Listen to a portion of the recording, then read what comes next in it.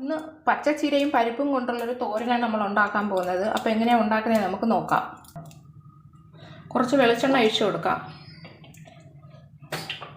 1/2 teaspoon കടുക് ഇട്ട് കൊടുക്കാം. കടുക് ഇട്ടിട്ട് സവാള ഇട്ട് കൊടുക്കാം. നമുക്ക് ചീര അരിഞ്ഞതിട്ട് കൊടുക്കാം.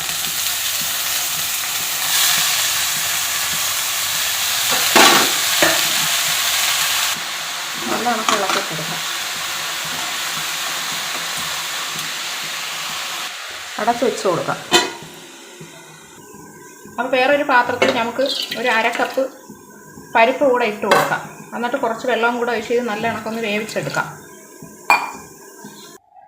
അപ്പോൾ ചീരയും പരിപ്പിനും കൊണ്ടുള്ള തോരൻ എന്തൊക്കെ വേണം നോക്കാം. തേങ്ങ എടുത്തിട്ടുണ്ട്, ഒരു 3 പച്ചമുളക്, ഒരു കഷ്ണം വെളുത്തുള്ളി, 1/2 ടേബിൾ സ്പൂൺ മഞ്ഞൾപ്പൊടി, 1/2 ടീസ്പൂൺ ജീരകം. ഇതെല്ലാം കൂടെ ഒന്ന് ചതച്ച് കൊണ്ടുവരാം.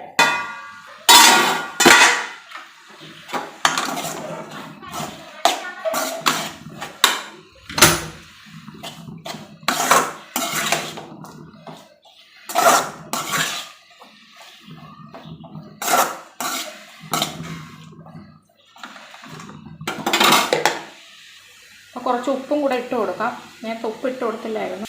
അപ്പോൾ നമുക്ക് അരപ്പിട്ട് കൊടുക്കാം. എന്നിട്ട് നല്ലോണം ഇളക്കി കൊടുക്കാം. അപ്പോൾ നമുക്ക് പരിപ്പ് ഇട്ട് കൊടുക്കാം.